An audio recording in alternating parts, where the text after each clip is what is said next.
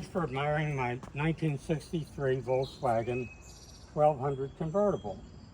It's finished in beautiful Gulf blue with black and gray interior and a black convertible top.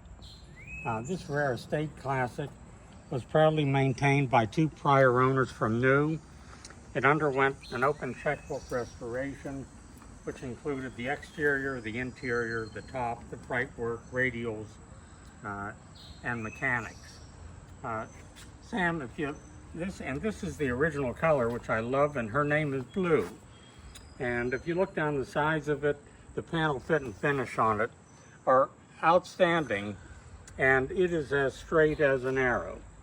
During the restoration, as you might could see, the fenders were removed and all new fender welting was put in, which gives you an indication of how extensive the restoration was. It wasn't a question of how much, only how good. Nice. The interior is absolutely beautiful. Everything was done, the door panels, the dash, the carpeting, the seats. A significant enhancement was seat belts added, which were not available from VW in 1963. It has the 4-speed fully synchronized transmission. It has the original Sapphire 1 push-button radio, a gas gauge, a locking glove box, and a significant enhancement.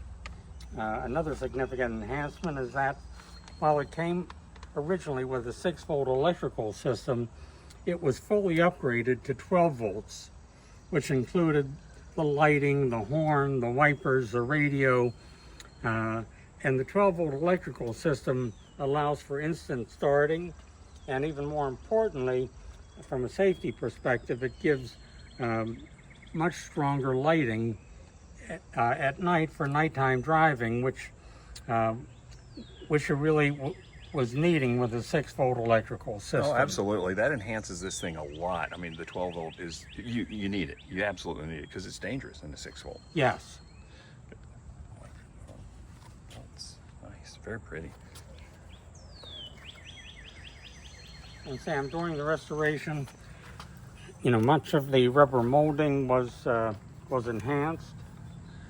Well, as you and I both know, looking at the door jambs is a true indication of how well they did it, or if they cut any corners. In this, yes. It's not been done. Yes.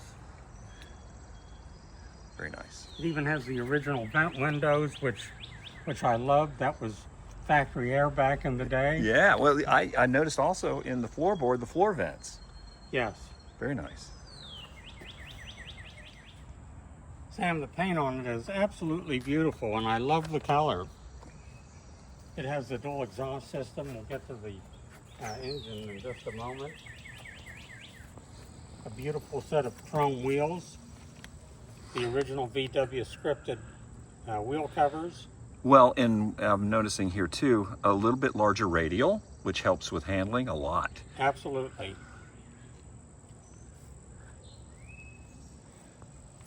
And when the top and the interior were all restored, as you can see, that looks like a new headliner back with the top. It surely is.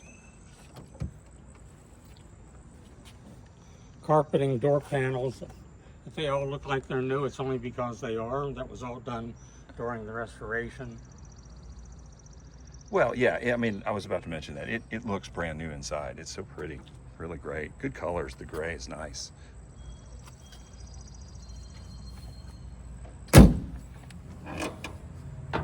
Wow.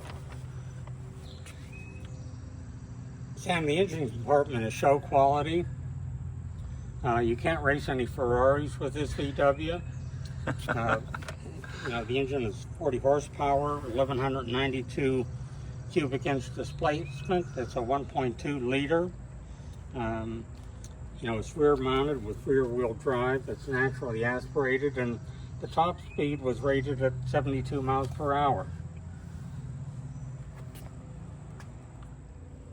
Sam, the trunk compartment is really beautiful. That may be the original spare with the VW scripted wheel cover. It has the original jack, and the rarest option on this car, which I have never seen in all my years, is this gas-fired heating system. It's really a very sophisticated piece of engineering. It has a spark plug and a motor and a fan in it, and it actually draws gasoline right from the gas tank. Well, a definite upgrade from the passive air enforced heat from the engine. Yes, that was a manifold heater, which I remember in college we always used to carry blankets You needed it. You absolutely to needed try to it. stay warm in the winter up in those Pennsylvania winters at Wow. Penn State. That's awesome. But when have you ever seen a 63 VW convertible with a gas-fired heating system? That would be never. I never have. I've This never may seen be it. one of one. Rarest of rare. Wow. I love the original spare too. That looks original. It has to be. Very well may be. Huh. Interesting.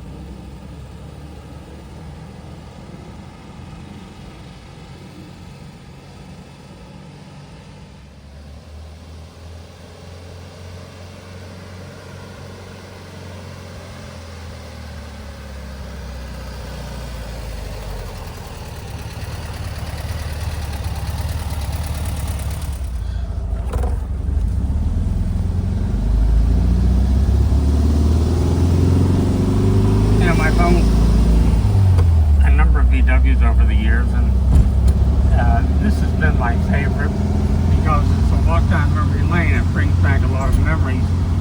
My first VW was a 1968. Oh, wow. 1958, which I bought in college because it was cheap and I needed something that would be inexpensive to maintain. Looked a lot different than this one did. Wow. Yeah, I think we've all owned one at one Yeah. time or another. I had a Super Beetle, I think, in 72 Super Beetle. What a great little car. Yeah. It's so easy to fix, easy to work on, parts are plentiful, no worries at all. When the restoration was done, everything was done. You can see the molding around the windshield with Yeah. some glass taken out, the dash was refinished. It is an absolute pleasure to drive it. Most importantly, it is very, very tight. There's not an inch of play in the steering wheel. Yep. The brakes pop at the very top. There's no pulling of the braking system, which is certainly an indication the braking system was refurbished. The transmission, the 4-speed box is nice and tight. There's no play in it, which again is an indication it was gone through as well. There's no shimmy or shaking in the car. And Sam, there's not a rattle in it anywhere. And another thing I really enjoy about it is that you sit down in it, so you don't... You're not up Yeah, high. Yeah, you're not blown away by the wind, even though you get the open air convertible feel with it. Oh, that's a great point. You know, as we were rolling down the road, my hair's not even blowing. Right. Not that I have a lot of hair to blow, but The ladies love that. exactly.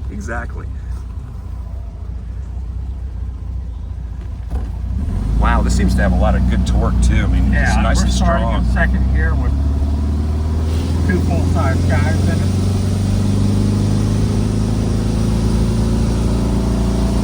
Very strong.